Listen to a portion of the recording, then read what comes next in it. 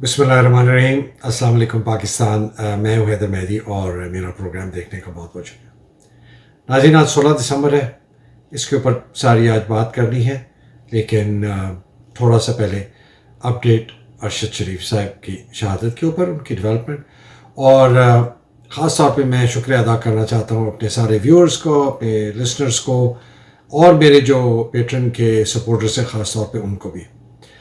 ناظرین، میں ایک کوئی مرچ مسالہ انفارچونیٹلی آپ لوگوں کی خدمت میں نہیں پیش کر سکتا، اس لیے کہ مجھے لوگ کہتے ہیں بھائی صاحب چھوٹا ولاگ کیا کریں، کچھ مرچ مسالہ ڈالا کریں، کچھ حالات حاضرہ پہ کریں کہ لوگ آپ کی باتیں تو بہت اچھی ہیں لیکن پھر آپ کو لائک زیادہ ملیں گی، سبسکرائبر زیادہ ملیں گے. میں نے کہا یار یہ ریس کوئی اور بھاگ رہے ہیں، میں کسی اور ریس میں ہوں. میری ریس یہ ہے کہ میں اپنے لحاظ سے جتنا میں پاکستان کی عوام کو اور پبلک کو اور اپنے دوست احباب رشتہ داروں کو اور انٹیلیجنسیا کو اور سارے پاکستانیوں کو جو محبت رکھتے ہیں اس ملک سے، ان کو میں اپنی پرسپیکٹیو سے آگاہی کروں، اور چاہے وہ پسند کرے نہ کرے، یہ میرا مقصد ہے. یہ تو آپ اس طرح ہے کہ کسی آپ تاریخ دان جو ہسٹری لکھ رہا ہے اس سے کہیں یار تم یہ 1000 صفحے کی کتاب نہ لکھو، یہ بس اس طرح کرو 2 صفحے میں نا تم یہ بتا دو سارا کچھ. اسی کے لوگوں کے پاس 1000 صفحے پڑھنے کا ٹائم نہیں ہے. تو جن کے پاس نہیں ہے وہ نہیں ہے، جن کے پاس ہے وہ ہے. تو کوشش یہ ہے، لیکن پھر بھی کوشش کرتا ہوں کہ میں اس کو انٹرسٹنگ بناؤں. تو جناب آج ہم بات کر رہے ہیں 1971 16 دسمبر، اس کے اوپر ارشد کی کوئک اپڈیٹ میں آپ کو دے دوں. جی، ان کی تسنیم حیدر صاحب نے جو ہے وہ اپنی اسٹیٹمنٹ دے دی ہے لنڈن پولیس کو. کافی ڈیٹیل ان کی ریکارڈ ہوئی ہے، وچ از دا فرسٹ اسٹیپ، اور یہ ایک اہم ڈیولپمنٹ ہے. اور جو کچھ آڈیو ایویڈنس ہے سنا ہے، اور کچھ شاید ویڈیو ایویڈنس بھی ہے، وہ بھی انہوں نے لنڈن پولیس کو دے دی ہے. So that is also very significant کہ لنڈن پولیس اب اس کو بہت سیریسلی کنسیڈر کر رہی ہے. آیا وہ اس کو آگے اس کی انویسٹیگیشن کہاں لے کے چلتی ہے ہمیں نہیں پتا. ہماری جو GIT ہے وہ جی اس نے ابھی جو پیمز کا جو میڈیکل ٹیم ہے جنہوں نے پوسٹ مارٹم کیا تھا ان کا انہوں نے انٹرویو کیا، ریکارڈ کیا اب تک کے لیے. لیکن چلتے ہیں 16 دسمبر 1971، اور اللہ سبحانہ تعالیٰ ہمارے ارشد شہید شریف کی درجات بلند فرمائے. ایک فیمس آتھر ہے جارج سینٹایانا، وہ کہتا ہے کہ آپ اگر تاریخ سے نہیں سیکھیں گے تو وہ آپ کے اوپر کمبختی یہ ہے کہ پھر آپ وہی کریں گے جو تاریخ میں ہوا ہے اور اس سے آپ نے نہیں سیکھا. دیکھیے جی، ایک کوئی بھی ملک، اور میں جلدی بتاؤں گا، وہ اس کے اندر مختلف زبانیں بولنے والے ہوتے ہیں، مختلف ایتھنک ہوتی ہیں، سیکٹیرین فرقے مختلف ہوتے ہیں، ریلیجن مختلف ہوتے ہیں، مذہب مختلف ہوتے ہیں، اور ثقافت کئیوں کی مختلف ہوتی ہے. یہ سب لوگ جب ایک اسٹیٹ میں آتے ہیں تو وہ اسی وقت مل کے رہتے ہیں کہ اگر ان کا ایک کوئی کامن پرپس ہو، آبجیکٹیو ہو، جس کو وہ سب اس کو اگری کرے، جس کو ہم پاکستان میں اگر کہتے ہیں کہ جی پاکستانیت ایک کامن ہمارا آبجیکٹیو، ہمارا کلچر ہے. اور اس سے سب سے امپورٹنٹ ضروری چیز ہے کہ ہر جو ایلیمنٹ ہے، جو کانسٹیٹیوٹ یونٹ ہے جو اس ملک کو بناتا ہے، انفرادی طور پر، اجتماعی طور پر، مختلف بلوچ، پٹھان، پنجابی، سندھی، مہاجر، گلگت بلتستانی، کشمیری، یہ سب لوگ جو ہیں یہ ان کی رائٹس ایکول ہیں. ان کو مواقع جو ہیں وہ بھی سب کو برابر ملتے ہیں اور ان کے حقوق بھی برابر. یہ پرنسپل اصول ہے ایک اچھے ملک کو اگر آپ نے آگے چلانا ہے. آپ ایک سطحی طور پر ایک نیشنل آئیڈینٹی پاکستانیت کی بنا سکتے ہیں، جھنڈے، گانے، ڈرامے، ترانے اس قسم کی کریں کہ جی وہ لوگوں کے اندر ایک یہ آئے کہ جی ہم یہ ملک ہے. لیکن اگر آپ ان کے حقوق پامال کریں گے اور ان کو ان کے جو جائز حقوق ہیں وہ نہیں دیں گے تو یہ گانے وانے، ڈرامے، ترانے، یہ ان کا کوئی فائدہ نہیں. اور یہ ہماری تاریخ ہمیں بتاتی ہے کہ اس کا کوئی فائدہ نہیں. اس لیے کہ جو اگر ان کے خلاف ڈسکریمنیشن کیا جائے لوگوں کے خلاف تو پھر معاملہ گڑبڑ ہے. ہم نے 1947 کے بعد ہی سے اس کو ہم نے نہیں کیا، اور اس کا پہلا جو ہم نے جو کہتے ہیں نا یو پے دا بل، پہلا ہم نے جو اس کا ہمیں بل پے کرنا پڑا اس نقصان کا، وہ ہمیں 1971 میں کرنا پڑا جب ہمارا ملک 2 لخت ہو گیا اور ٹوٹ گیا. بات ہم نے یہ پوچھنی ہے کہ یہ کیوں ہوا, اور یہ سب سے ضروری چیز ہے, اس لیے کہ اس کے بعد آپ کو پتہ چلے گا کہ موجودہ حالات میں اور 71 سے پہلے کے حالات جو تھے ان میں کتنا مناسبت ہے, اور اس سے میں کچھ ڈرا کروں گا آپ لوگوں کے لیے لیسنس. پہلے یہ لوگ کہتے ہیں جی بنگالی تو ہر وقت جو تھے وہ تو پاکستان سے, ایک بہت غلط ایک بات کہی جاتی ہے کہ وہ پاکستان کے ساتھ نہیں تھے. ذرا میں آپ کو ہسٹری سے بتاتا ہوں. 1857 کی جو جنگ آزادی تھی, یہ میں بہت دفعہ کہہ چکا ہوں, لیکن آج کے موضوع کے لیے تو بہت خاص طور پہ یہ ہے, اور with the context of the army also, جو ہماری فوج ہے. 1857 میں ایسٹ انڈیا کمپنی رول کرتی تھی, برطانیہ کی ملکہ یا راج نہیں تھا کراؤن کا. 3 ان کی آرمیز تھیں, مدراس, بامبے اور تیسری کا میں نام بھول رہا ہوں, اسام. یہ 3 ان کی آرمی تھی, بنگال مدراس پریزیڈنسی, بامبے اور اسام کی. تو یہ اور بیشتر فوج جو ایسٹ انڈیا کمپنی کی تھی اس کے اندر بنگالی تھے اور بہاری تھے اور ہائی کاسٹ برہمن تھے بیشتر, بیکاز یہ سارا ایسٹ میں ان کا ہولڈ تھا. 1857 میں جو بغاوت ہوئی تو جتنی یونٹس تھیں برٹش ایسٹ انڈیا کمپنی کی فوج کی, انہوں نے ریوولٹ کر دیا اپنے افسروں کے خلاف, اور سارے بنگالیوں نے کر دیا, مسلمان اور ہندو, سارے بہاریوں نے کر دیا, مسلمان اور ہندو, سارے اڑیسہ کے, تلنگانہ کے, ساؤتھ کے, سب نے کر دیا بغاوت کر کے, اور دہلی چلے گئے بہادر شاہ ظفر کی فوج کے ساتھ شامل ہونے کے لیے. جن لوگوں نے نہیں کیا, وہ 4 میجر قومیں تھیں جنہوں نے نہیں کیا. سب سے بڑی تھی پنجابی مسلمان, اس کے بعد پنجابی ہندو لو کاسٹ, ہائی کاسٹ نہیں, پھر پنجابی سکھ تو سارا پنجاب, اور چوتھی جناب آپ کے پٹھان. جہاں جہاں پٹھان, پنجابی مسلمان, پنجابی ہندو لو کاسٹ اور پنجابی سکھ یونٹیں تھیں, انہوں نے برٹش ایسٹ انڈیا کمپنی کے ساتھ وفاداری کی. باقی پورے ہندوستان میں سب نے بغاوت کر دی. سب سے بڑی فوج اس وقت بنگال آرمی تھی, سب سے بڑی فوج, جس نے 90% سے زیادہ نے کر دی بغاوت, اور وہ چلے گئے. جب یہ 1857 کی جنگ آزادی انگریزوں نے جیت لی اور اب انگریز حاکم ہو گئے, انہوں نے ساری یہ جو 3 فوجیں تھیں, بنگال کی, مدراس کی اور بامبے کی پریزیڈنسیز کی, ان کو بین کیا بیکاز اب حکومت برطانیہ آ گئی تھی, اور انہوں نے نئی فوج بنائی. اس میں انہوں نے کہا کہ جی کسی بنگالی کو, کسی بہاری کو, کسی ہائی کاسٹ برہمن کو آپ نے نہیں رکھنا ہے, ہم نے جی مارشل ریسز رکھنی ہے. اور اس کے متعلق میں بعد میں بات کروں گا, ورنہ بات بہت لمبی ہو جائے گی, یہ کوئی اور ایک بحث چل جائے. مارشل ریسز میں گیس کریں انہوں نے کن کو رکھا؟ پنجابی مسلمانوں کو, پنجابی سکھوں کو, پنجابی ہندوؤں کو, لو کاسٹ کو, اور پٹھانوں کو. اور ان کے کو 6 ایک چیزیں تھیں جس پر وہ کہتے تھے جی یہ مارشل ریس ہے. ایک کہتے تھے جی جنگجو, یہ صرف ایک ہی چیز تھی جو انہوں نے کہا یہ اچھی ہے. باقی انہوں نے کہا کہ جی دماغ کے کمزور ہیں, کمانڈ نہیں کر سکتے لوگوں کو, یہ کاشتکار ہیں, ایگریکلچر ہیں, اور یہ ہمارے خلاف کبھی بغاوت نہیں کریں گے, اور یہ زیادہ پڑھے لکھے لوگ بھی نہیں ہیں. یہ ان کی کلاسیفیکیشن تھی مارشل ریسز کی.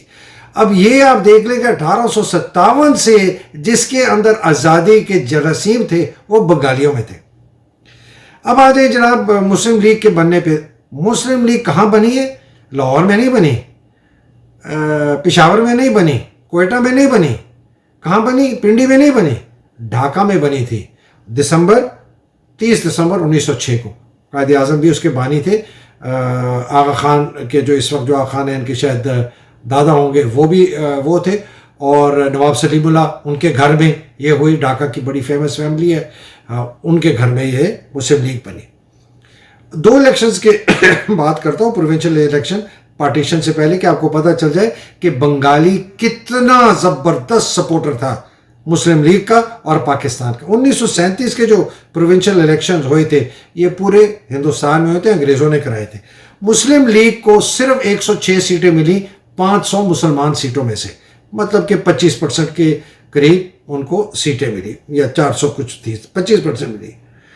لیکن 46 ان 106 میں سے ان کو بنگال میں ملی، مطلب کہ تقریباً بنگال کی جو سیٹیں تھیں وہ ان کو 45% ان کو جو سیٹیں پورے ہندوستان سے ملی وہ صرف بنگال سے ملی. تو بنگال 1937 سے بہت زیادہ اپنے آپ کو بتا رہا تھا کہ ہم مسلم لیگ کے ساتھ ہیں اور پاکستان کے ساتھ. 1946 کے جو پروونشل الیکشن ہوئے اس کے 9 سال بعد اس میں مسلم لیگ نے بنگال میں 119 مسلم سیٹیں تھیں، اس میں سے 113 جیتی. اب آپ یہ میں ہسٹری آپ کو اس لیے دے رہا ہوں کہ آپ کو یہ پہلے تو پتہ چلنا چاہیے کہ بنگالی کتنا زیادہ سپورٹر تھا مسلم لیگ کا، قائد اعظم کا اور مسلمانوں کا. تو کیا ہوا 1947 کے بعد؟ سب سے پہلے جو ان کو احساس محرومی یہ ہوا کہ 1948 میں یہ کہا گیا کہ جی پاکستان کی جو نیشنل لینگویج ہوگی وہ ہوگی صرف اردو. اب بنگالی کی اگر آپ ہسٹری پڑھیں، میں نے پڑھی ہے، بنگال بہت وہ اپنے آپ کو، ان کو بڑا پرائیڈ ہے اپنے کلچر پہ، اپنی لینگویج پہ خاص طور پر، اور اپنی پوئٹری پہ. بڑا ایوالوڈ کلچر ہے، بنگالی بڑے ایوالوڈ لوگ ہیں. وہ گینتی بیلچے والے نہیں ہیں جو کہ ہم تھے، وہ بڑے ایوالوڈ لوگ تھے. ان کی پوئٹری بڑی ہے، ان کا نوبل laureate بھی ہے. تو انہوں نے بڑا اس پہ شور بچایا. انہوں نے کہا بھائی یہ کیسی بات ہے، اگر آپ اردو کو نیشنل لینگویج بنانا چاہتے ہیں بنگالی کو بھی بنائیں. اور وہ لڑتے رہے اور بڑی رائٹس ہوئی. اور 1952 میں میرا خیال ہے 21 فروری 1952 کو بہت بڑا ڈیمونسٹریشن ہوا جس کے اندر بنگالی اسٹوڈنٹس جو ہے مارے گئے 21 فروری 1952 کو.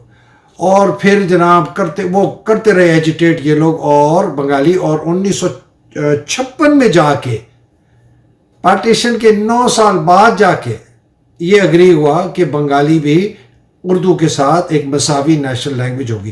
تو یہ جو جراثیم ہے نا جی، یہ پہلے ہی سے ہم نے ڈال دیے تھے اس کے بنگالیوں کے دل میں شک. اور یہ بائی دا وے 21 فروری جو دن ہے یہ ابھی بھی بنگلہ دیش میں منایا جاتا ہے، نیشنل ہالیڈے ہے. اس کو کہتے ہیں 21 فروری I guess it means 21، اور لینگویج موومنٹ ڈے اور نیشنل ہالیڈے ہے. اچھا جی، اب آگے آ جائے تھوڑا سا. 1954 میں پروونشل اسمبلی کے الیکشن ہوئے ویسٹ پاکستان اور ایسٹ پاکستان میں. ایسٹ پاکستان میں ایک یونائٹڈ فرنٹ بنا گیا جس کو کہتے تھے جگتو فرنٹ، جس کے اندر یہ حسین شہید سہروردی جو بعد میں وزیر اعظم بھی بنے وہ اس کو ہیڈ کرتے تھے. اس میں 5 پارٹیاں تھیں. عوامی لیگ سب سے بڑی پارٹی تھی سہروردی کی، مولانا بشانی کی بھی پارٹی تھی، اور AK فضل الحق کی بھی پارٹی تھی جنہوں نے 1940 میں لاہور ریزولوشن موو کیا تھا. یہ ذرا آپ نام سنیں، حسین شہید سہروردی، AK فضل الحق اور مجیب الرحمان جو بعد میں بنگلہ باندھو بنا ان کا. یہ جو الیکشن ہوئے 1954 میں، اس میں سے 229 مسلم سیٹیں تھیں ایسٹ پاکستان میں. اس میں سے جگتو فرنٹ نے 223 سیٹیں جیتی. پوری اسمبلی 309 کی تھی جس میں کچھ زیادہ تر پھر ہندوز تھے، ہندوؤں کی کافی پاپولیشن تھی اور کرسچنز کی تھی. لیکن یہ سوچے تقریباً 99% سیٹیں جگتو فرنٹ نے جیتی. عوامی لیگ جو تھی اس پورے میں میجورٹی پارٹی نکلی 143 سیٹس اور انہوں نے وہاں حکومت بنائی. میں آپ کو بتانا چاہتا ہوں انہوں نے جگتو فرنٹ نے 21 پوائنٹ کا چارٹر دیا تھا اس وقت. 1954 ہے یہ 1968 نہیں ہے جب 6 پوائنٹس آئے تھے مجیب کے. کیا کہتی ہے 21 پوائنٹ چارٹر سے میں نے 3 نکالے. انہوں نے کہا جی بنگالی جو ہے وہ نیشنل لینگویج اسٹیٹ لینگویج ہوگی، اس لیے کہ اس وقت تک بنگالی کو نیشنل لینگویج ڈکلیئر نہیں کیا گیا تھا، وہ 2 سال بعد ہوا تھا 1956. پہلا پوائنٹ تھا بنگالی نیشنل لینگویج ہوگی. دوسرا انہوں نے کہا کہ جی جو پروونسز ہیں ان کو میکسیمم اٹانومی دی جائے گی، اور جو ریلیشنز ہوں گے دونوں حصوں میں ایسٹ پاکستان اور ویسٹ پاکستان میں وہ برابری کی سطح پر ہوں گے. یہ سوچیں، یہ 1954 میں کہہ رہے ہیں وہ لوگ، بیکاز ان کو احساس ہو گیا تھا کہ یہ ہمیں جو ہے نا کھا جائیں گے یہ ویسٹ پاکستانی. اور انہوں نے کہا جی صرف 3 جو پورٹ فولیوز ہیں وہ ہوں گی فیڈرل گورنمنٹ کے پاس، وہ ہوں گے دفاع، فورن افیئرز اور کرنسی، فائنانس نہیں کرنسی، 3 صرف 1954 میں ہی انہوں نے کہا. اس کی وجہ سے اتنا بڑا یہ ووٹ بینک ہوا. پھر حسین شہید سہروردی پرائم منسٹر بن گئے پاکستان کے. ان کے ساتھ یہ ریپبلکن پارٹی جو تھی ویسٹ ونگ میں ان کی میرے خیال ٹوانا کی تھی، انہوں نے مل کے ان کے ساتھ حکومت بنائی. وہ حکومت 2 3 4 مہینے میں ختم ہو گئی. ایک اور حکومت آئی محمد علی بوگرا کی، اور اس کے بعد یہ جو ہے یونائٹڈ فرنٹ کی پہلے گورنمنٹ ڈسمس کی اس نے غلام محمد نے 1954 میں. 53 میں تو یہ خواجہ ناظم الدین کی کر چکا تھا، اور کہا کہ جی یہ تو سیسیشنسٹ ہیں، اور ان کی جو ایسٹ پاکستان میں جو گورنمنٹ تھی اس کو بھی ڈسمس کر دیا. خیر حسین سعید سہروردی کو ان کی پارٹی نے پھر 4 مہینے کے بعد نکال دیا. 4 سال ڈرامے چلتے رہے، اور 1958 میں ایوب جو ہے اس نے مارشل لاء لگا دیا. پہلے لگایا تھا اسکندر مرزا نے 6 اکتوبر کو، اور ان کو chief marshal law administrator declare کیا تھا ایوب کا. ایوب نے ہفتہ 10 دن کے بعد اسکندر مرزا کو بھی فارغ کیا اور خود بن گیا. یہ اتنی اسٹرانگ تھی بنگالیوں میں اپنی انڈیپینڈنس اور خودداری کی موومنٹ کہ مولانا بشانی، بعد میں مولانا بشانی نیشنل عوامی پارٹی بھی بنا کے، پہلے بائی دا وے اپنی پارٹی تھی ان کی، یہ انہوں نے پھر پارٹی اپنی بنائی، اور آئی تھنک یہ ایسٹ ونگ کی تھی. اور انہوں نے 1957 میں کہا کہ جی ہم اس پاکستان کو علیحدہ ہو جانا چاہیے پاکستان سے. یہ ہسٹری ہے. ایوب بن گیا صدر. بہت لوگ ابھی ان کے راگ گاتے ہیں، مجھے کہتے ہیں آپ کیوں ایوب کو اتنا برا کہتے ہیں، کتنی ڈیولپمنٹ ہوئی. میں نے کہا بھائی جان ہم دیکھتے ہیں کہ ایوب کے ایکشن سے اور فیصلوں سے پاکستان کو فائدہ ہوا، نقصان ہوا. پاکستان کو سب سے بڑا نقصان یہ ہوا اس نے مارشل لاء لگایا. اس نے 3 آگے مگرمچھوں کے منہ کھولے جنہوں نے آ کے مارشل لاء لگایا، اور اس سے ملک تباہ و برباد ہو گیا. لیکن میں آپ کو کچھ اور بھی بتاتا ہوں. ایوب چونکہ پروموٹ نہیں ہوا تھا، جو کہ میں کہہ چکا ہوں قائد اعظم کے کہنے پہ، تو ان کو بھیج دیا گیا تھا ایسٹ پاکستان کے، وہاں یہ ریٹائر ہو جائیں گے. لیکن ان کو پھر بنا دیا 1951 میں 1951 میں لیاقت نے پرائم منسٹر گورنر چیف بنا دیا. یہ 3 سال 3 سال یہ رہے. ایوب کو ذاتی طور پر نفرت تھی بنگالیوں سے. یہ سب لوگ کہتے ہیں، جتنے بھی لوگ جاتے ہیں، بہت زیادہ کتابوں میں لکھا گیا، اور وہ سمجھتے تھے کہ یہ انفیریئر ریس ہے. ہم لوگ مارشل، وہ جو میں نے مارشل ریس کی پہلے بات کی، ہم لوگ بڑے جنگجو، گورے چٹے لمبے چوڑے. پٹھان بھی تھا لمبا چوڑا خوبصورت انسان تھا، بنگالی چھوٹے بیچارے کالے چھوٹے قد کے کمزور سے نظر آتے تھے، اور وہ سمجھتے تھے یہ انفیریئر ریس ہے. اور اسی کی وجہ سے ساری جو زیادہ تر امبیلنس آئی ہے ملک کی پرائرٹیز میں کہ ایسٹ پاکستان کو ہم نے کالونی کی طرح ٹریٹ کیا، وہ ایوب کے 10 سالوں میں ہوا. 1958 سے لے کر 1968 تک ویسٹ پاکستان ایک جس طرح آکیوپائنگ فورس ہوتی ہے، اور ایسٹ پاکستان ایک کالونی تھی. ایسٹ پاکستان اگر کوئی ویسٹ پاکستان سے اشیاء جاتی تھیں وہ ڈیوٹی لگی ہوتی تھی کہ وہ ایسٹ پاکستان میں مہنگی بکے گی. یہ آپ اندازہ کریں جیسے کہ کسی آپ ایسٹ پاکستانی امپورٹ کر رہے ہیں ویسٹ پاکستان، جو ڈیوٹی لگتی تھی. تو جب یہ 10 سال اتنے زیادہ اس قسم کے گزرے تو بنگالی جو ہے نا ان کا تو دل جو ہے نا وہ بھر ہے. وہ سمجھ گئے کہ یہ لوگ جو ہیں انہوں نے ہمیں نہیں دینے ہمارے حقوق، اور ہمیں مساوی نہیں سمجھنا ویسٹ پاکستانیوں سے. مجھے یقین ہے اس وقت بھی ایوب کو بہت لوگ کہتے ہوں گے کہ جو آپ یہ کر رہے ہیں غلط کر رہے ہیں، اس پہ بنگالیوں کے اوپر بہت برا اثر ہوگا، نہ کریں. لیکن وہ نہیں سنی، جس طرح ہم آج دیکھ رہے ہیں کہ نہیں سن رہے. کتنے لوگ کہہ رہے ہیں کہ آپ ایسے مت کریں مت کریں مت کریں، لیکن کوئی سن نہیں رہا. خیر اس کی تھوڑی سی بات کرتا ہوں. اس کے بعد یہی دوران تھا جس میں مجیب نے 1966 میں اپنے 6 پوائنٹس بتا دیے. اب یہ 58 ہے اور 66 کتنے سال ہو گئے؟ 8 سال ہو گئے نا ایوب کے. تو 8 سال ایوب کے ہونے کے بعد مجیب نے اپنے 6 پوائنٹ بتائے. یہ مجیب الرحمان کو جس کو ہم غدار کہتے ہیں، اور اگرتلا کانسپریسی میں بھی ہم نے اس کو غدار کہا، یہ فاطمہ جناح کا پولنگ ایجنٹ تھا. یہ 1954 کی جو عوامی لیگ تھی جس کا حسین شہید سہروردی لیڈر تھا، جو بعد میں وزیر اعظم بنا، وہ میجورٹی پارٹی 1954 میں تھی اس پاکستان. یہ آج کی اس ایک دن کی لگائی ہوئی آگ نہیں تھی 21 یا 22 مارچ 1971 کے جی اس کے بعد یہ بغاوت ہو گئی. یہ 1947 سے تو بتا دیا, لیکن ایوب کے آنے کے بعد یہ آگ بہت زیادہ ان کے دلوں میں جلنی شروع ہو گئی. اور یہ 1965 کی جو یہ جنوری کا الیکشن ہے, یہ آپ کو بتا دوں کہ ایوب خان نے فاطمہ جناح کو ٹریٹر کا, غدار کا, اس کو ہندوستان کا ایجنٹ کا, اور ان کے متعلق پتہ نہیں کیا کیا ان کے اوپر تہمتیں لگائیں. یہ وہ ہیں مادر ملت جن کو ہم کہتے ہیں, اور یہ بھی ایک بہت مبینہ طور پہ کہا جاتا ہے کہ ان کو قتل کر دیا گیا تھا. پھر جب یہ 6 پوائنٹ آئے مجیب کے, تو ایوب صاحب نے ان کے خلاف اگرتلہ کانسپریسی شروع کر دی.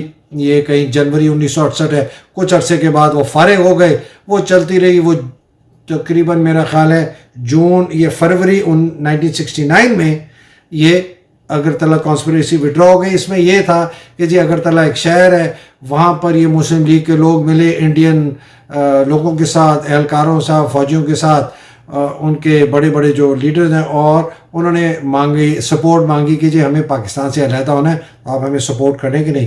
اور یہ میں آپ کو ویسے اب بات بتاؤں, ہسٹری اب بعد میں بتاتی ہے. ان کے جو ایک لیڈر تھے, انہوں نے 2011 میں بنگلہ دیش میں کہا, انہوں نے کہا کہ جی ہاں ہم گئے تھے لیکن مجیب نہیں گیا تھا. anyway, مجیب کے 6 پوائنٹ تھے کیا, ذرا اس کو بھی دیکھ لیں. پہلا پوائنٹ کیا تھا کہ جی فیڈریشن ہوگی. یہ ہوا یہ کہ فیڈریشن کو ختم کر دیا تھا اور 1 یونٹ بنا دیا, ایک ادھر ایک ادھر. انہوں نے کہا جی فیڈریشن ہوگی. اچھا, فیڈریشن جب ہوگی تو اس میں پارلیمنٹری فارم آف گورنمنٹ ہوگا, جو کہ ابھی بھی ہے, اور ڈائریکٹ الیکشن ہوں گے, انڈائریکٹ نہیں ہوں گے, اس لیے کہ وہ ایوب صاحب نے اپنا ایک چوچو کا مربع بیسک ڈیموکریٹ انڈائریکٹ الیکشن کہ خود ہی وہ اپنے آپ کو فیلڈ مارشل بھی بنا دیا, پھر اپنے آپ کو خود بھی الیکٹ کرا دیا, اور ان کا ارادہ تھا کہ میں اس طرح الیکٹ کراتا جاؤں گا اور جب تک میری زندگی ہوگی میں صدر رہوں گا. یہ سارے آمروں کو نا اینڈ میں یہی ہوتا ہے کہ میں جاؤں نا, بس میں ساری عمر بیٹھا رہوں. اس کا بھی یہ تھا, ضیاء کا بھی یہی تھا, مشرف کا بھی یہی تھا, یحییٰ کا بھی یہی تھا, سب کا تھا. اب جانا نہیں, ابھی کا نہیں پتا. پھر انہوں نے کہا جی فیڈرل گورنمنٹ کے پاس صرف 2 ہونے چاہیے معاملات, ایک ڈیفنس کا اور دوسرا فارن افیئرس, بس. وہ انہوں نے کہا اکنامک بھی نہیں ہونا چاہیے, کرنسی بھی نہیں ہونی چاہیے. کرنسی کے متعلق کہتے ہیں 2 کرنسیاں ہونی چاہیے, ویسٹ پاکستان کی اپنی ہو, ادھر ایسٹ پاکستان کی اپنی ہو, لیکن فریلی کنورٹیبل ہو, کوئی ان کے اوپر وہ بار نہیں ہو. اور اگر 2 نہیں ہو سکتی اور ایک ہی ہے, تو اس کو مضبوط کرنے کے لیے ایسے قانون سازی کی جائے کہ ہمارے ایسٹ پاکستان سے کرنسی فلائٹ آف کیپٹل نہ ہو ویسٹ پاکستان کے لیے, کہ ہم کمزور نہ ہو جائے. پھر انہوں نے کہا کہ جی یہ ریزرو بینک جو ہے نا, اسٹیٹ بینک جو اب ہے, یہ 2 ہوں گے, ایک ایسٹ پاکستان کا, ایک ویسٹ پاکستان کا, جو اپنی اپنی فسکل اور مانیٹری پالیسیز سپریٹلی کرے گا according to the requirements of the federating unit. یہ انہوں نے کہا کہ یہ جس طرح 1940 میں قائد اعظم نے لاہور ریزولوشن کا ہے نا, ہم اسی کے مطابق اپنے ڈیمانڈز کریں. بائی دا وے, اگر آپ 1940 کا لاہور ریزولوشن پڑھیں تو یہ ڈیمانڈز ایگزیکٹلی اسی بیسس پہ ہیں جس بیسس پہ وہ ریزولوشن ہوا تھا. چوتھا پوائنٹ ان کا تھا کہ جی ٹیکسیشن اور ریونیو کلیکشن, پیسہ آمدنی اکٹھی کرنے کی جو پاور ہے وہ علیحدہ علیحدہ ہر یونٹ میں ہونی چاہیے. اس پاکستان پہ اپنی, باقی اگر آپ پنجاب ادھر ادھر وہ ہیں ان کو آپ اپنی اپنی دیں. اور فیڈرل جو گورنمنٹ ہے اس کے پاس کوئی پاور نہیں ہوگی ٹیکس کرنے کی. ہاں, ان کا خرچہ پورا کرنے کے لیے جتنی بھی فیڈریٹنگ یونٹس ہیں وہ اپنی اپنی حیثیت کے مطابق, شہر کے مطابق اپنا ان کو خرچہ دیں گی. پھر انہوں نے کہا جی فارن ایکسچینج کے 2 سپریٹ اکاؤنٹ ہوں گے, ہمارا جو بھی فیڈریٹنگ یونٹ ہوگی اس کا اپنا سپریٹ اکاؤنٹ ہوگا, اور جو فارن ایکسچینج کی ضروریات ہوں گی فیڈرل گورنمنٹ کی, وہ یہ 2 حصے جو ہیں یہ پوری کریں گے.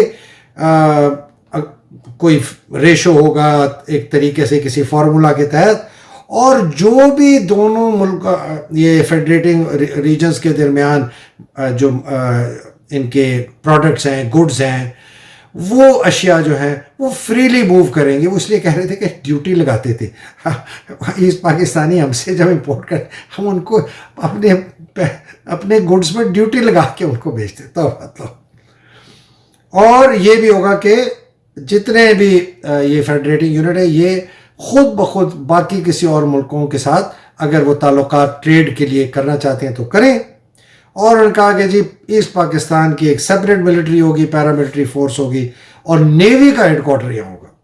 یہ تھے جی 6 پوائنٹ. اس سے کلیئر پتہ چل گیا کہ ان کو سمجھ آ گئی تھی کہ اگر ہم نے یہ نہیں کیا تو یہ ہمیں کچھ بھی نہیں دیں گے.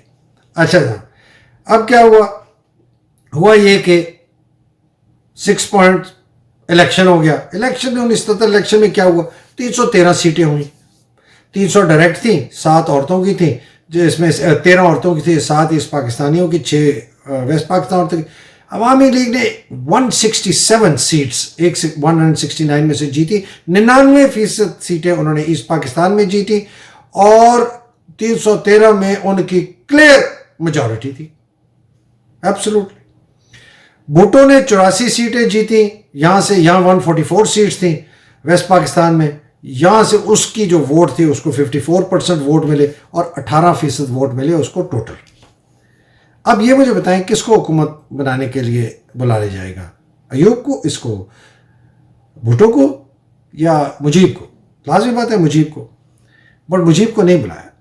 اور بھٹو نے جرنیلوں کے ساتھ مل کے، یا کے ساتھ مل کے اس کو کہا کہ تم نے ڈھاکہ میں نیشنل اسمبلی کا سیشن نہیں بلانا، اور اپنی پارٹی والوں کو کہا اور باقیوں کو کہا کہ کوئی جہاں جائے گا میں اس کی ٹانگیں توڑ دوں گا. تو اظہر خان چلا گیا، حالانکہ آئی تھنک وہ الیکٹڈ نہیں تھا.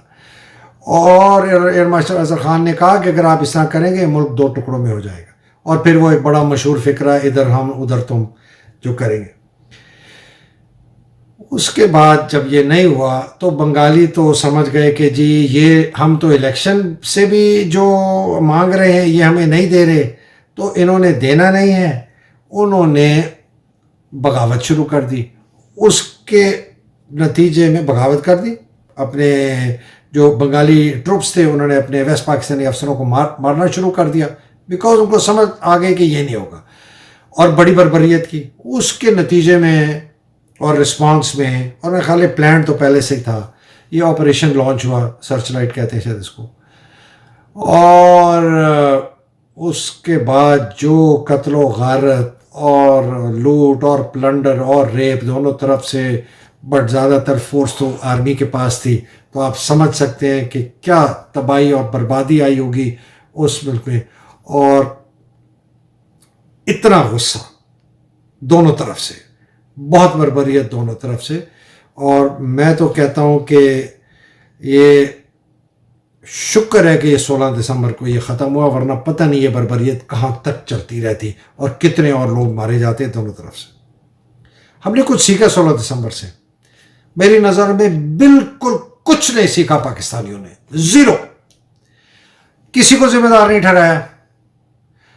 یا جو ہے جناب وہ 2 پینشنیں لے کر اور ملٹری آنر سے بری ہوا. ایوب جناب پینشنیں لے کے ملٹری آنر سے بری ہوا. آج تک اس کے گن گاتے ہیں لوگ، بڑا زبردست لیڈر تھا. ملک کو تڑوایا اس نے، بنگالیوں کو دل میں زہر دلوایا اس نے. یا نے اس وقت صدر تھا، آپریشن لانچ کیا، ملک 2 لاکھ ہوا، کچھ نہیں کہا. اس کے ساتھ کے جو جرنیل تھے جنہوں نے یہ بہت کچھ کیا، کسی کو کچھ نہیں کہا گیا. حمود الرحمان کمیشن کی رپورٹ جو ہے وہ جو ہے گیدرنگ ڈسٹ، مٹی پڑی ہوئی ہے اس کے اوپر. اس کے ریکمنڈیشنز کو کسی کے اوپر کوئی کچھ نہیں، کسی کو سزا نہیں ملی. بھٹو وزیر اعظم بن گیا جس کا بہت بڑا کردار تھا اس ملک کے یہ آخری میں الیکشن اور سیشن کو نہ کال کرنے میں، جس کی وجہ سے بنگالیوں نے آخری کہتے ہیں نا the straw that broke the camel's back. اور آج تک اس کا خاندان پاکستان کو تباہ کر رہا ہے. کوئی جرنیل، کوئی بریگیڈیئر، کسی کو کوئی کورٹ مارشل نہیں ہوا، کسی کو کچھ نہیں کہا گیا. ایسے جیسے کچھ پورا آدھا ملک ٹوٹ گیا، تباہ ہو گیا، برباد ہو گیا، 2 لاکھ ہو گئے ہم، کسی کو سزا نہیں ملی. نتیجہ 2 ملٹری ڈکٹیٹر اور آ گئے اور ملک کو مزید کمزور کیا بدماشی سے. ملک کے ادارے اور کمزور کیے، کرپٹ پولیٹیشنز کو لے آئے. اور یہ جو آپ محرومی دیکھ رہے ہیں پاکستان میں، یہ سب چیزوں کا نتیجہ ہے. یہ 2 ملٹری ڈکٹیٹرز اور یہ کرپٹ پولیٹیشن اور ان کی لوٹ مار. تو آپ مجھے بتائیں یہ بلوچستان کے لوگ اپنے آپ کو ڈپرائیوڈ کیوں نہیں سمجھتے؟ یہ جو فرنٹیئر میں فاٹا میں لوگ نعرے لگاتے ہیں اپنے ڈپرائیوڈ اپنے آپ کو جو سمجھتے ہیں تو صحیح سمجھتے ہیں. کراچی کے لوگ جو مہاجر اپنے آپ کو کہتے ہیں اور یہ جہاں یہ نان سندھی اسپیکنگ لوگ ہیں جن کو رائٹس نہیں مل رہی وہ صحیح کہتے ہیں کہ ہمیں رائٹس نہیں مل رہی. اس وقت سے لے کر آج تک کرپٹ پولیٹیشین اور کرپٹ جرنیل اس ملک کو لوٹتے رہے ہیں اور تباہ کرتے رہے ہیں. اور آج بھی ایگزیکٹلی وہی ہے جو کہ ہم نے دیکھا ہے، بلکہ اس سے بھی زیادہ برا فیسزم، ٹوٹیلیٹیرزم، باربیرزم، ہیومن رائٹس کی وائلیشن، اس قسم کا ٹارچر، تباہی ہم نے تو پہلے نہیں دیکھی، میں نے تو نہیں دیکھی جو آج کل ہم دیکھ رہے ہیں. تو آپ کا کیا خیال ہے اگر آپ یہ اس قسم کی رائٹس اب نہیں دیں گے اپنے لوگوں کو جس طرح آپ نے پہلے نہیں دی تھی ایسٹ پاکستان کو، تو آپ کا کیا خیال ہے کہ لوگ چپ بیٹھے رہیں گے؟ آپ کا کیا خیال ہے کہ اگر اس قسم کا ہارش کریک ڈاؤن کنٹینیو کیا گیا اور لوگوں کو اپنی آزادی رائے سے محروم کیا جائے گا اور وہ جو چاہتے ہیں کہ جس کو وہ چاہتے ہیں وہ حکومت کرے وہ ان سے محروم کر دیا جائے گا، آپ کیا سمجھتے ہیں کہ فوجی ڈنڈے سے اور کرپٹ پولیٹیشنز کو اوپر بٹھا کے آپ تا حیات حکومت کر سکتے ہیں؟ کبھی بھی نہیں. ایک نہ ایک دن والکینو پھٹے گا جس طرح اس پاکستان نے پھٹا تھا، اور خدا نہ خواستہ اگر یہ والکینو پھٹا میں تو امیجن بھی نہیں کر سکتا کہ اس کا کیا نتیجہ ہوگا. یہ ہے جی 16 دسمبر 1971. اب تک کے لیے اجازت دیجیے، انشاءاللہ اگلی نشست میں پھر ملاقات ہوگی. اللہ سبحانہ تعالیٰ آپ سب کو حفظ و امان میں رکھے، پاکستان کو حفظ و امان میں رکھے، آپ کے پیاروں کو حفظ و امان میں رکھے، حقیقی آزادی کی جنگ لڑنے والوں کو اپنے حفظ و امان میں رکھے. پاکستان زندہ باد، پاکستان پائندہ باد. الہی آمین. السلام علیکم، خدا حافظ.